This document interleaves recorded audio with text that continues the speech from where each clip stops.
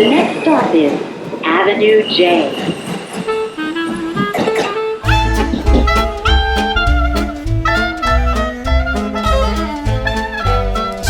Tonight's topic, I've actually given a few lectures on this topic that I put on the web, and they get a tremendous amount of traffic. And most of it is actually unwanted traffic. There's a lot of anti-Semites who are fascinated with Khazaria as a historical topic for a reason that we're going to discuss in greater detail, but I will tell you basically the one-sentence reason for that right now.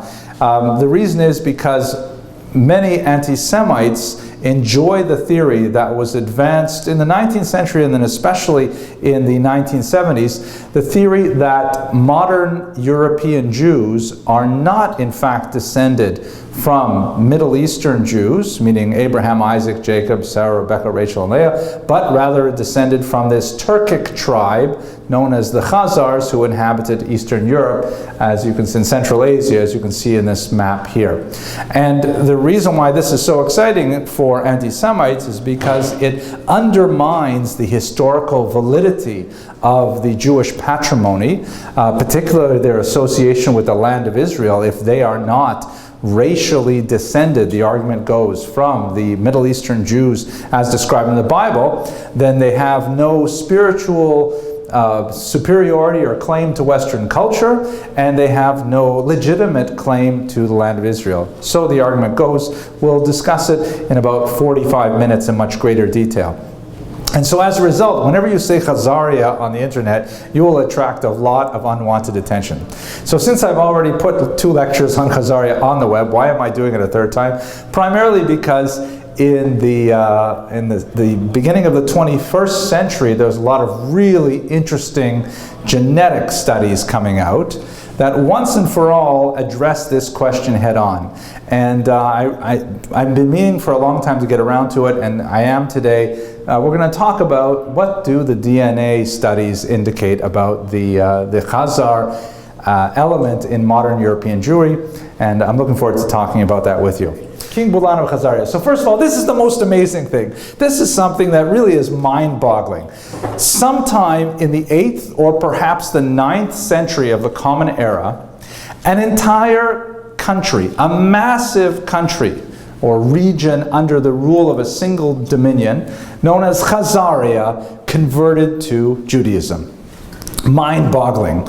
It is, of course, a thing that made headlines in the Jewish world. We have the great Kuzari, written by Rabbi Yehuda Hal-Levi. I'll talk to you about that in a second, that commemorates this. But beyond the Kuzari and its specific limitations as a historical text, it is absolutely mind-boggling that, in fact, an entire country converted to Judaism, and moreover, they were in existence as a sovereign state from the time of their conversion till their eventual dissolution in war with the princes of Kiev and Rus for almost 500 years. We're talking about a region that lasted as a Jewish country for half a millennium and then basically disappears off the scene.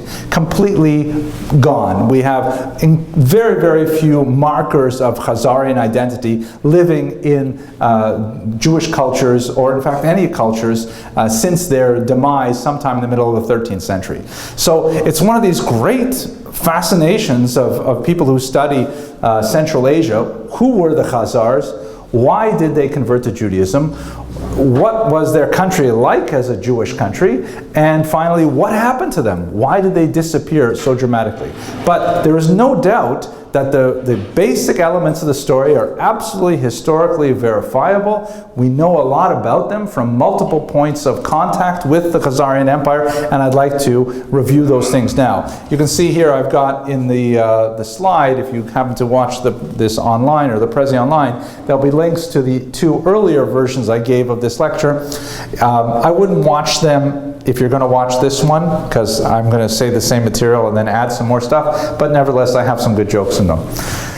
I'd like to think so. So the main reason why I'm updating my lecture is because I read Kevin Allen Brooks' second edition of The Jews of Khazaria. This is perhaps the most comprehensive single volume on current research on the Jews of Khazaria. There have been many works written and translated into the English language, or originally composed in the English language, on the Jews of Khazaria, but this certainly is the most current, incorporating, as I mentioned earlier, the DNA studies of the early 21st century. And that's where I'm going to base a lot of my comments. So, but you probably, if you heard of Khazaria, you probably heard of them through this book, the Sefer HaKuzari. And this is a famous work written by the Spanish Jewish poet Yehuda Halevi of the 12th century. Again, several hundred years after the Khazarian Empire was founded, and then its conversion to Judaism sometime in the 8th or 9th century. And the Sefer HaKuzari is a fascinating work, but it's difficult to use as a historical source, primarily because Yehuda Halevi was not trying to write a history of the Khazars. He was trying to write a polemic against the two other religions that were dominant in his country, in Spain, Christianity and Islam.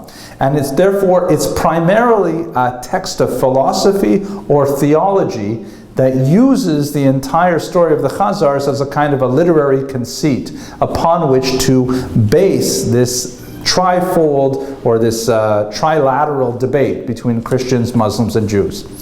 What is the story of the conversion that the Kuzari discusses? He speaks about a righteous King Bulan, who many historians, Brooke included, believe was an actual figure sometime in the 8th century, perhaps 9th, who was visited in a dream. You know, he was a very righteous individual, and like one of the followed the 7 Noahide laws, for example, and he was visited in a dream by God or an angel, and he was moved to learn more about Judaism. He discovered this tribe of Jews living in a cave who instructed him in the ways of Judaism, and he ultimately studied Torah enough on his own that he decided to convert, and so on.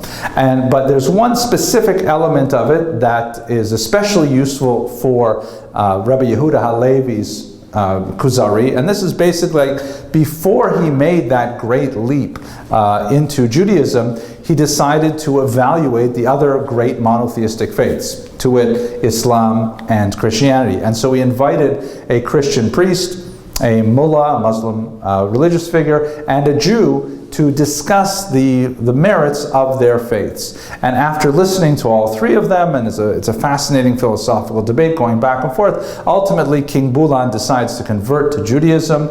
He brings his entire family with him, and eventually his entire nation converts along with him. That's the story as told in the Kuzari, and it's not terribly far off from the version that we have in some other very important sources. But I will underline the fact that the Kuzari is not intended as a historical text. He's not striving for historical veracity. He's striving for an argument for Judaism in a multi-religious environment like Spain. By the way, as a kind of an aside, Spain is, if you're a historian and you study medieval Jewish history, Spain is always exceptional, because the Jews living in Muslim lands were always in a kind of bilateral relationship where the Jews were usually the single largest minority or single most significant non-Muslim minority, and everybody else basically was Muslim. And if you look at the Jews in Christian lands, then in European lands, Jews were, once again, the only non-Christian people. You might have Catholic Protestant issues, you might have proto-Protestant issues, but basically it's Christians and Jews. Spain is totally different because Spain has all three religions quite active, and Jews, of course, in the Golden Age had actual power in Spain. They were not a beleaguered minority through most of their period in Spain. So therefore, everything about Spain is totally different from the rest of medieval Jewish history. Okay, so anyways, that's the Sefer HaKuzari, the book of the Khazars by Yehuda Halevi. One of the source upon which Rabbi Yehuda Halevi based the historical elements of his account are actually true correspondence that we have between Chasdai ibn Shaprut, a very important Spanish Jewish leader, and a King Joseph of Khazaria. Now, the word had reached Chastai ibn Shaprut, who was an extremely high-level Jewish minister in the Spanish court at the time. Word had reached him that there was, in fact, this Jewish kingdom way out somewhere north of the Caspian Sea, and you know, they had been Jewish for hundreds of years, and they were practicing Judaism, and of course, Chastai ibn Shaprut was fascinated by this. And so therefore, he dispatched several messengers to get to Khazaria, to see it for themselves, and to bring back reports of what happened. Unfortunately, none of those missions were directly successful. The one that came closest was when he sent a messenger through Constantinople, but Constantinople at that time was a Christian land, and as we know from other sources, they were actually in quite a conflict with the Khazars. And many Jews and Christians were actually fleeing, Muslims were fleeing the lands of the region of Constantinople, Byzantium, for the Khazar lands themselves. And when the messenger got to Constantinople, the local ruler there refused him passage to Khazaria, saying it was too dangerous and there were brigands on the way and things like that. In reality, there probably was some concern that if he were to get to Khazaria, there might be some linkage between the powerful Spanish court on one end of the Mediterranean and Khazaria just on the other side of the Byzantine Empire. That could be, not necessarily so productive for Byzantium. And so therefore, this safe passage to Khazaria was denied by the leader of Constantinople at the time. So he went back to Spain, but one of the positive things that happened was he was able to meet with another envoy who had been to Khazaria, and he was able to get a message from King Joseph through an intermediary back to Chastai ibn Shaprut. And this message is absolutely fascinating. This King Joseph relates in these so-called Khazar letters. Here's one of the early versions of the letters that's in the Firkovich archive. So we have these already for hundreds of years in many different historical versions of it. We have a lot of validity to the accuracy of these documents, at least not necessarily their contents, but their provenance is excellent. And this King Joseph describes the conversion of his ancestor Bulan to the Jewish religion, not necessarily with all of the flourishes that Yehuda Hal-Levi brings down. He discusses the possibility that it may have been because he was a Jewish warrior who was then elevated to the role of Bek, which is the name for one of the leaders of Khazaria at the time, and then he decided to bring everyone else into Judaism with him. But at any rate, we definitely have this correspondence between King Joseph and Chastai ibn Shaprut that testifies to the Jewish nature of Khazaria. We also have some fascinating documents talking about Khazaria from the Cairo geniza. So, what is the Cairo geniza? This is a fascinating story. In halakha, in Jewish law, there is a prohibition against disparaging the name of God, which of course can be expressed in terms of, one is not allowed to take the name of Lord in vain orally or false oaths, things like that. But also it's interpreted that there are 7 specific names of God that if they are written down with a religious purpose, then the document upon which one of those 7 names of God is written acquires a level of sanctity and may not simply be thrown in the garbage. Some communities, including the community of Fostat near Cairo, took a more expansive view and said that since the Hebrew script itself has sanctity, any document written in Hebrew characters, even if it's Arabic written with Hebrew characters, has sanctity, and therefore it may not be discarded. And so what they did with all of their household documents, business receipts, family records, after they were worn out or no longer useful, they did not simply throw them away in a trash heap. They placed them in a geniza, which means a storage house, in a synagogue not too far from Cairo. You can see here, this is kind of like a little, it's an artistic representation of the geniza. You had to climb a ladder to go up to the top of the synagogue where they had this attic which was absolutely stuffed with hundreds of thousands of documents that look something like this. This is a typical geniza document. Fragments, tiny pieces of things that could be anything. They could be marriage contracts, they could be deeds, they could be poems, they could be shopping lists, you know, honey, please pick up some pita on the way home from the shuk, kind of thing. Anything written in Hebrew characters was preserved in the geniza. And this, by the way, the geniza hoard, which you can see here in this picture, this is Solomon Schechter, one of the major scholars of geniza research, working in Cambridge with a whole pile of these documents, literally piles of these documents. It is the most massive collection of documents we have about the entire Mediterranean basin from about the year 800 till about the year 1200. It's an incomparable hoard of documents, particularly when you consider the kind of documents that they are. They describe family relations, they describe business transactions, petty transactions, things that we have nothing like them in any other archive in the world. So it's an extremely important trove of information, not just about Jewish history, but about the entire Mediterranean basin. So anyways, in the geniza, there's a few key documents referring to Khazaria. This one is the so-called Kievan letter, probably the most famous of them, and it purports to originate from Kiev, which according to the Harvard Ukrainianologist Omelian Pritsak was actually founded by Khazars. And it's funny because here it is, the capital of Ukraine, and may have been originally a Khazar trading outpost. And this document, found once again in this suburb of Cairo, is a rather unusual document. It essentially describes the tale of woe of the holder of the document and implores Jews to open their hearts and their pockets to alleviate his family distress.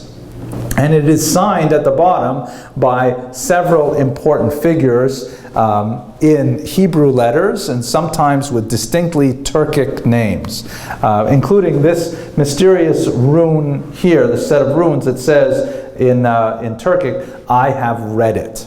Now, have you heard of any kind of document like this ever before?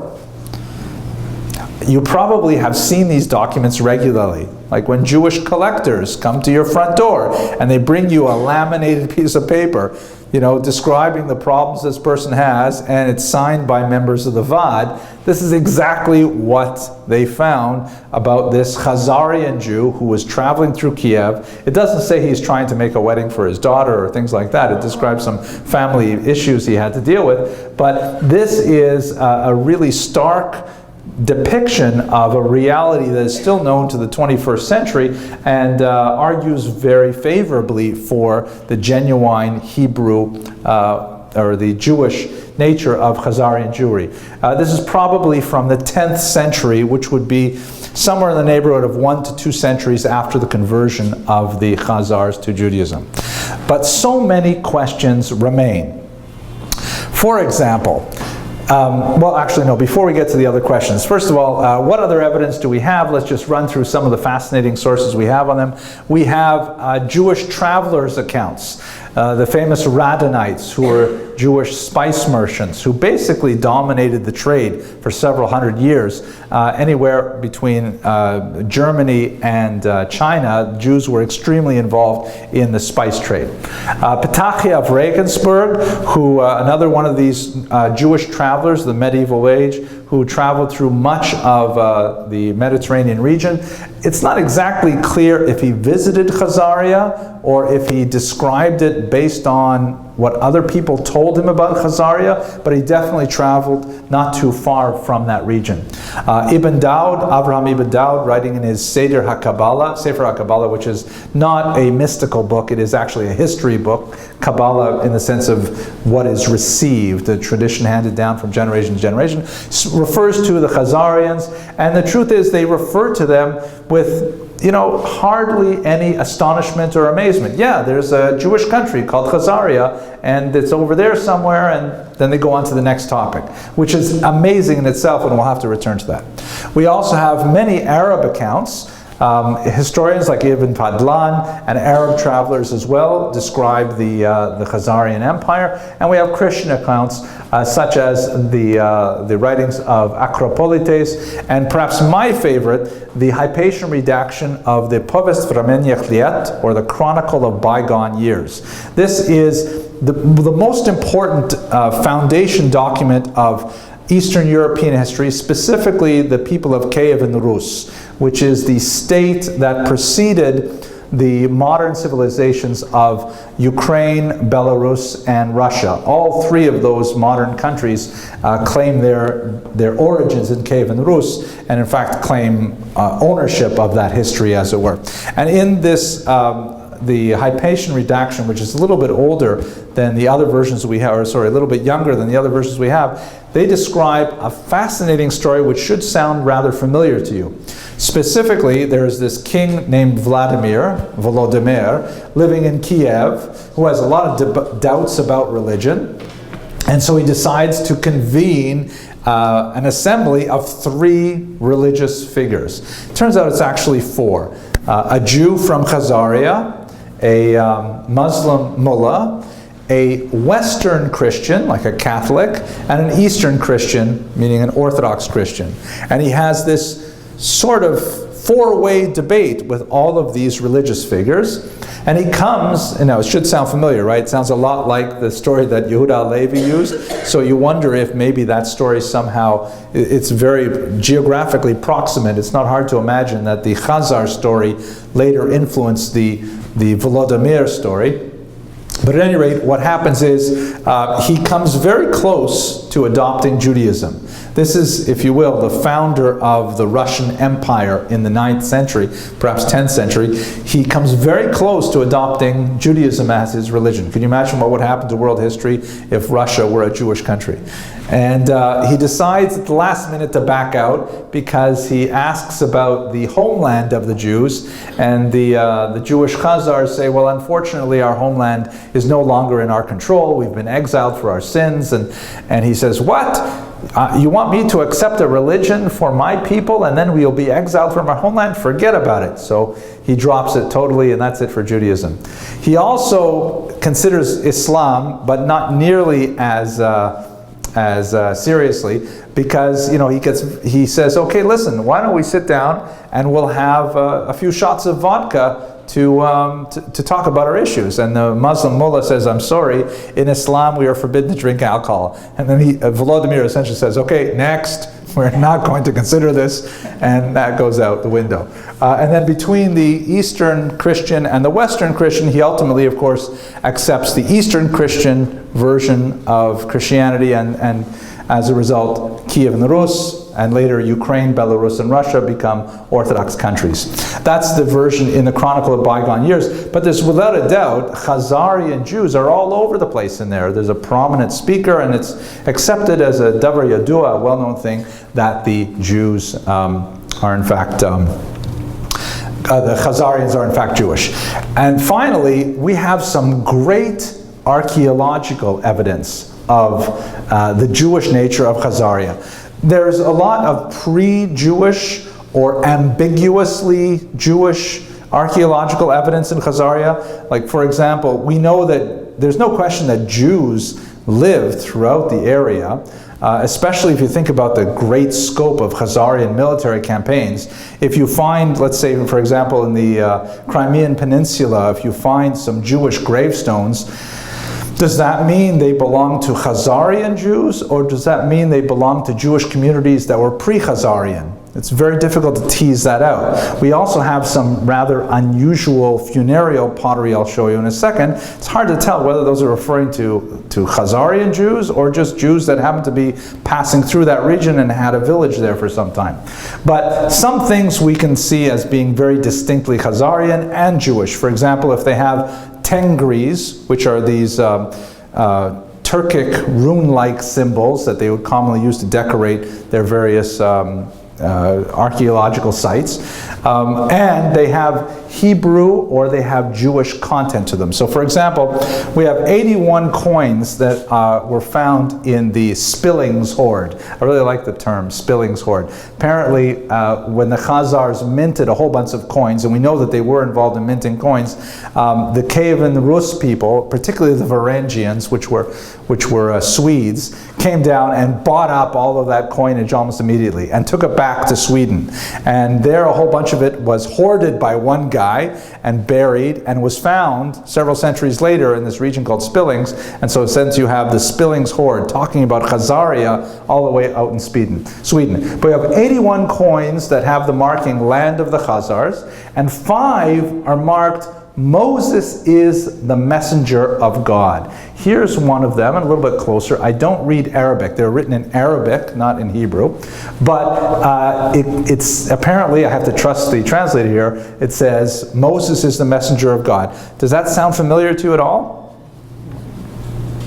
It should sound like Muhammad is the messenger of God, right? That is part of the Shahada, part of the 5 pillars of faith of Islam, that there is no God but Allah and Muhammad is his prophet. And to change that to say Moses is the prophet of God indicates very clearly Jewish interference, as you will, in the minting process, with a clear influence of Islamic and Arabic tonalities as well. So that's kind of an interesting coin emerging from Khazaria with a clearly Jewish motif. Then we have a look at this funereal documents. Now these are found in a burial site in a place called Chelarevo, which is not in Siberia. Who wrote that thing? It's in Serbia, so please ignore that. It's actually Serbia, not Siberia, which is not really in Khazaria. It's much too far west.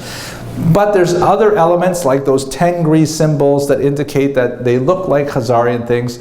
And so Brooks, in his book, wants to argue that this is perhaps a Khazar Jewish community living in Serbia. A little bit stretches credulity, but maybe. And it was mixed in with a whole bunch of other graves that definitely don't look Jewish. Like for example, there were probably some Avar peoples there, and the Avars practiced horse burial. They were very big into putting horses in with their dead, which you can always mark an Avar grave that way because your favorite horse would be buried with you, that kind of thing. But the Jewish graves, or the possibly Jewish graves, were buried very simply, without all kinds of, like traditional Jewish burial involves simply a linen or cotton shroud with some undergarments also made out of linen and cotton, and in a pine box. And it's not at all traditional to bury Jews with jewelry or ornamentation or anything like that. So you have all of these very, very simple graves together with some Avar graves with horses and with lots of jewelry and girdles and headpieces and things like that. And you have these strange pieces on the tombstones which look distinctly Jewish. You can see here the 7-branched menorah, the candelabra, which is a very, very old Jewish symbol. And also the Tengris as well. You can see up here some unusual symbols which are not Jewish in origin. So these lead some historians, including Brooks, to argue that this is an example of a kind of a syncretic Khazarian Jewish society. They also found, and this is tantalizing, in the same grave, there's a tremendous number of these artifacts. We're trying to figure out what exactly they mean. Do they actually refer to Jewish settlement? I'm not sure. We're trying to work out these ruins, but they're very difficult. Okay.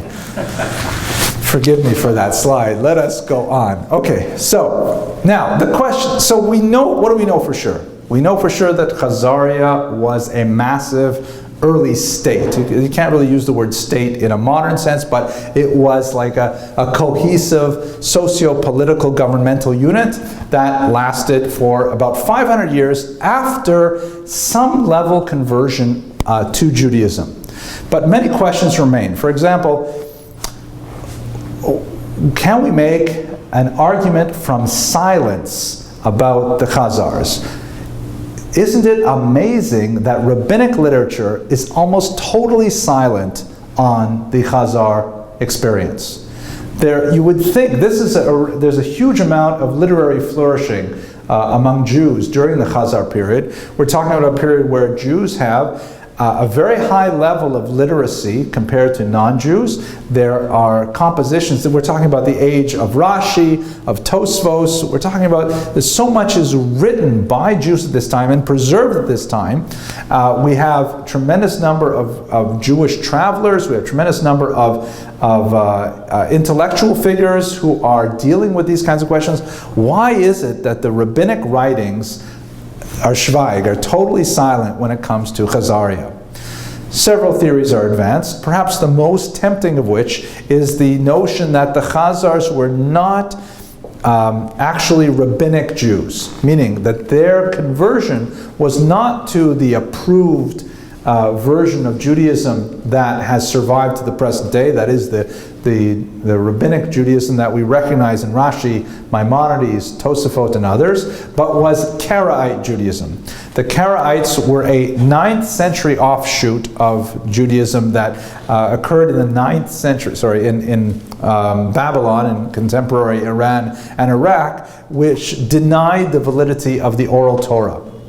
The Karaites were actually quite a phenomenal population. They were quite large and influential throughout Europe, and they lasted right up until the 20th century. There are even tiny pockets of Karaite Jews living today in scattered locations in Syria, well, not Syria anymore, but in the Middle East.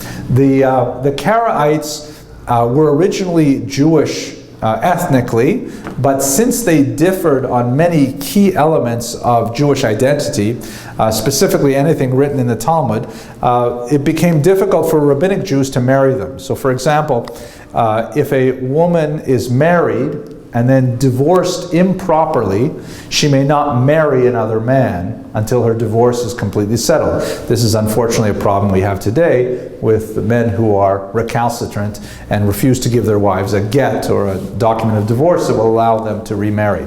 But the Karaites rejected the rabbinic interpretation of how a get was to be composed, and therefore that meant that the rabbis said, how do we ever know that any Karaite woman has not been descended from one of these improper remarriages? And they declared the Karaites off limits for marriage, which meant that the Karaite and the rabbinic communities were really quite separate. That's, by the way, the traditional thesis. One of the most fascinating things that coming out of Marina Rusto's research and others is that the Karaites and the Rabbinites, even though they had all kinds of really profound differences, they still got along very well together in Egypt, for example, having a lot of business dealings with each other and all kinds of things like that.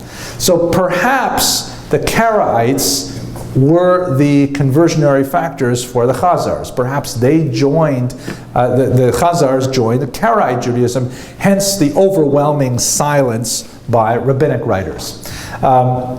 We also have evidence from medieval travelers that's somewhat ambiguous, like that document I showed you from the Cairo geniza that talked about the Jews of Kiev and this guy's hard luck story. That sounds really traditionally Jewish, but on the other hand, we have travelers who meet up with Khazarian Jews who say they're completely illiterate, they don't even practice circumcision, they don't never heard of these holidays, and so you wonder if perhaps they were just so far off the beaten track that rabbinic Jews completely ignored them. Still, the silence is unusual. The rabbis had plenty to say about Karaites. From Sadiagon onward, there was a tremendous amount of argument about Karaites. How come they're not arguing about the Khazars? So we're missing a lot of information about the internal quality of Khazar Judaism. Secondly, we're not sure how deep that conversion went.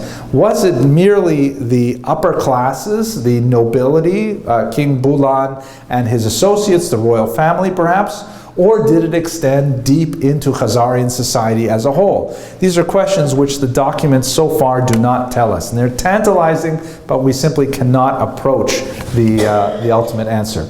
And we have strange things like this, for example. This is a seal that's found at many Khazar burial sites, and it looks really Jewish, right? Oh my gosh, you've got a Magen David, that's a 6-pointed star, very traditionally Jewish. The only problem is that contrary to popular belief, the Magen David was not really a Jewish symbol before the late 19th century. We didn't associate this with Judaism until much later. There are other symbols which are much more reliable, like the 7-branch menorah, the Kohen's hands raised like this, candlesticks, things like that, but the lulav, various symbols, shofar, but this is not a Jewish symbol. It's just a 6-pointed star, entirely coincidental. So we're still left wondering about the Khazars in all kinds of ways. How about, why did they convert? I mean, once we set aside the literary quality of the treatments by Yehuda Halevi and others, you know, it still begs the question, why did they become Jewish? So there's no question that Judaism is a very powerful and convincing ideology, and Jews do have a strong history of conversionary activity in the ancient world. There is a traditional ban on proselytizing in Judaism that emerges out of the disastrous conversion of the Idumeans in ancient Israel, but that doesn't prevent Judaism from accepting converts, which they did with some alacrity and enthusiasm at various points in their history. In ancient Rome, for example, some historians have actually opined that 10% of the city of Rome was made up of Jewish converts, which is an amazing statistic. Only talking now about citizens, not talking about slaves and so on, but that's an amazing figure if it's possibly true. So some arguments, Kevin Brooks, for example, argues that the presence of Jews in the Khazarian region might mean that the Khazar kings felt that, you know, this is actually a very viable ideology that we should adopt. So perhaps it was completely, you know, altruistic in that regard. However, I think we can look at some brass tacks geopolitical issues and get even more insight into why they converted. Specifically, if you look at this map here, this map shows the rapid advance of Islam from the 7th century to the 10th century. And you can see that Islam starts here in Mecca and Medina in the 630s, and within a remarkably rapid period of time, about 120 years, all of a sudden it's captured the entire Middle East, the coast of North Africa, going up into Spain, stopping finally at the Pyrenees, and making its way all the way up into Constantinople, and they would eventually take Constantinople some centuries later. And this, the purple here in this map is referring to the Christian Empire, but nevertheless, it's a remarkable spread of Islam within a ridiculously short period of time. Historians have opined that the reason for this rapid expansion is because of the sword. And it's true that when Islam expanded, they offered subject peoples either conversion or death, but that's not a satisfying answer. And later historians, especially those less biased by European sensitivities, have felt that it was the fact that Islam was a very convincing ideology, a very colorblind ideology that made tremendous adaptations for the peoples they conquered. It was the kind of religion that if you joined it, you could immediately be elevated to the elite based on your merit, regardless of your skin color and so on. And so this was a highly competitive ideology that rapidly spread, not only through violence, but also, perhaps even more so, through the quality of the faith. And so looking at it geopolitically, here you have the Khazars, sort of crudely marked out by this yellow highlighter. And they've got Islam coming up rapidly from the south and sweeping around from the east as well. And they have Christianity, which is going to be expanding further and further to the east as well. And the Khazars basically have to make a choice. Should they continue to practice their shamanistic religion, worshipping things like thunder and trees and river and things like that? Or should they adopt one of the two competing monotheistic faiths that are in fact likely to swallow them up, ideologically if not militarily? One of the arguments and one of the sources that we have for the Khazar conversion presents the Khazar debate in a sense that the king asks the Christian, well, which religion do you find more offensive, Judaism or Islam? And the Christian says, oh, for sure Islam. and he asked the Muslim, which religion do you find more offensive, Judaism or Christianity? He says, oh my gosh, Christianity for sure. And so the Khazar felt, hey, maybe Judaism is a great middle choice. Perhaps if I become Jewish, then both religions will have some measure of tolerance for me and for my geopolitical integrity, and I will be able to maintain my status as an independent country. And in the Kahava, that's what happened. That's according to this argument. The socio-political considerations of Judaism made it the most tempting choice of the major monotheistic faiths that were competing for the Jews at this time. This happens to be my favorite theory. I think it's probably a little simplistic, but it has a little bit more of a ring of truth for me, at any rate, than a lot of the more ideological answers that I've heard. So let's go on to some of the controversial stuff. So there was a theory in the 19th century that, as I mentioned at the beginning of this lecture, that the Khazars did not actually disappear. They in fact turned into Eastern European Jewry. And that theory didn't get too much credence until 1976, when the great novelist, Jewish novelist, Arthur Koestler, came out with this book, The 13th Tribe, in which he argued, more persuasively perhaps, that the modern day Jews, Ashkenazic Jews, were in fact the descendants of the Khazars. And you know, on the surface, it's very easy to look at people externally and look at their so-called racial features, and you see, all right, they're Caucasian, they're dark hair, dark-eyed, whatever. Compare them to the Khazar peoples, or compare them, if you will, to Middle Eastern peoples, and say, look, they're totally different people. And this is especially when you think about 19th century concepts of race, which scientifically have very little validity, but on a common level, we categorize people by race all the time. So Koestler's argument caused a great stir, especially among those who wanted to use that argument to invalidate the spiritual patrimony that Ashkenazi Jews claimed, and especially to invalidate the claim to the land of Israel as descendants of the biblical forefathers. Caused quite a bit of stir, and as I mentioned, that stir has not quieted down at all.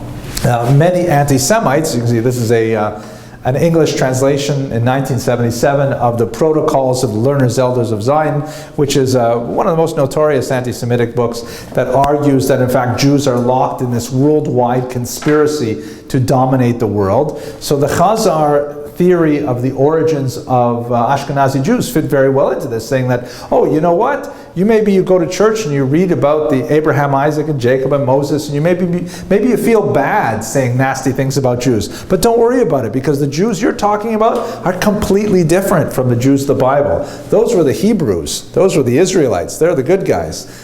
The Jews that live on your street or live in your estate and things like that, they're totally different. They're Khazars. They're mud people. They have nothing to do with the Jews described in the Bible. So it's a very popular thesis even today.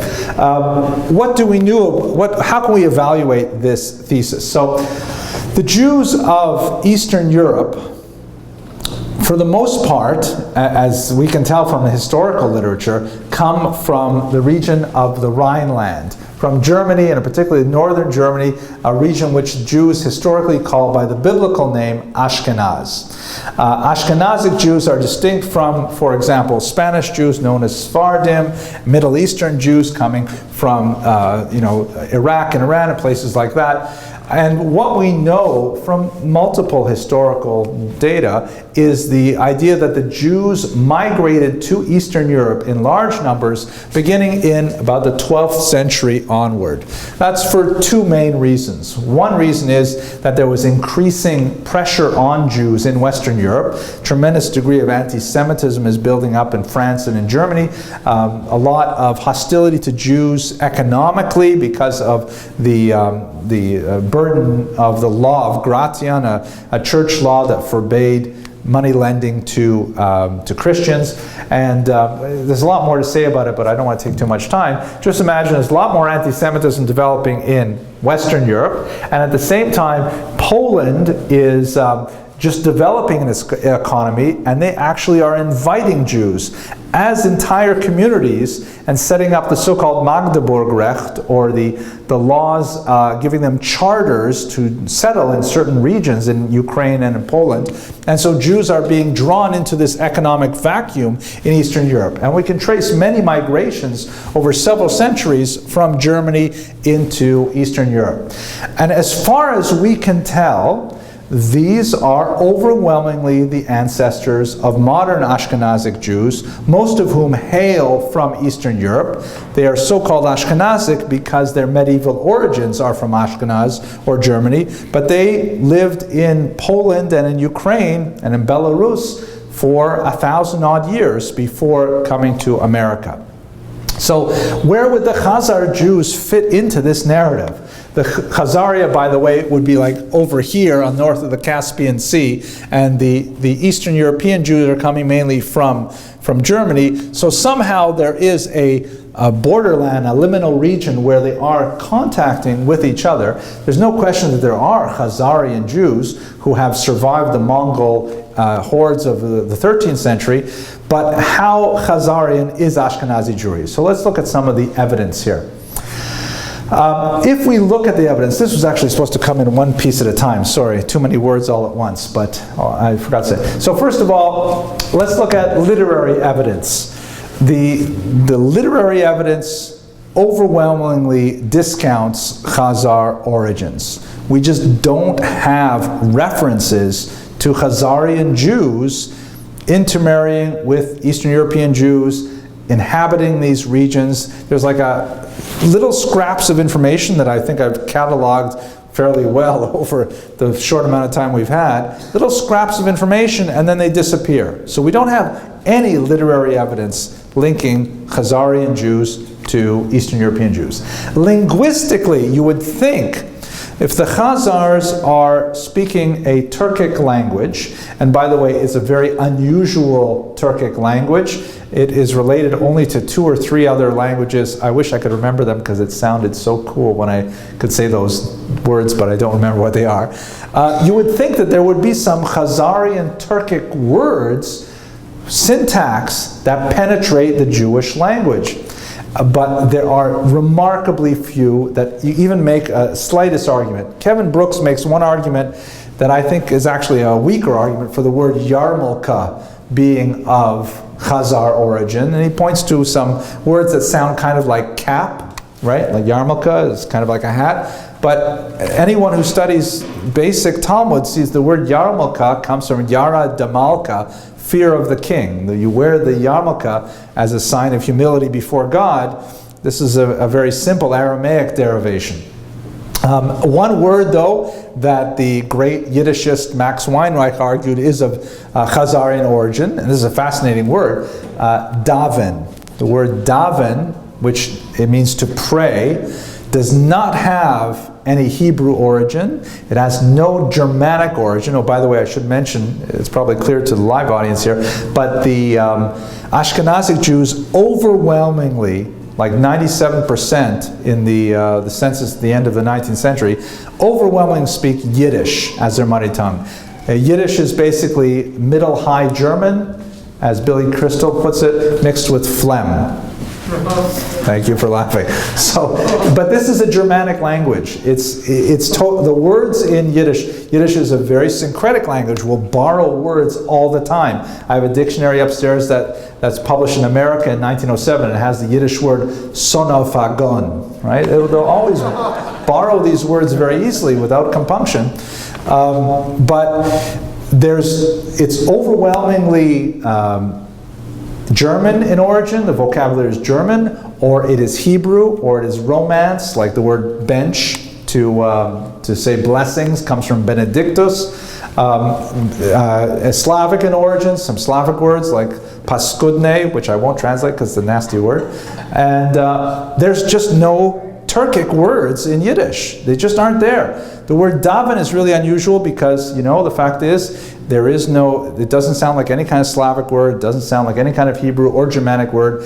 If it is a Khazar word, it's unusual and interesting that the word to pray is the one word we borrow from Khazarian. But nevertheless, it's highly tenuous. It's It's one word, and the other ones I don't find very convincing at all, in humble opinion.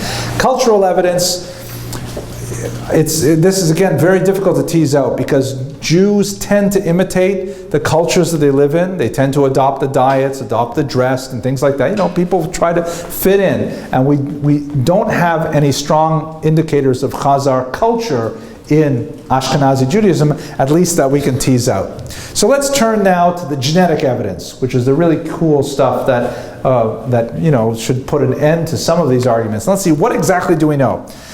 There are two ways to measure DNA, specifically on the Y and on the mitochondrial measurements.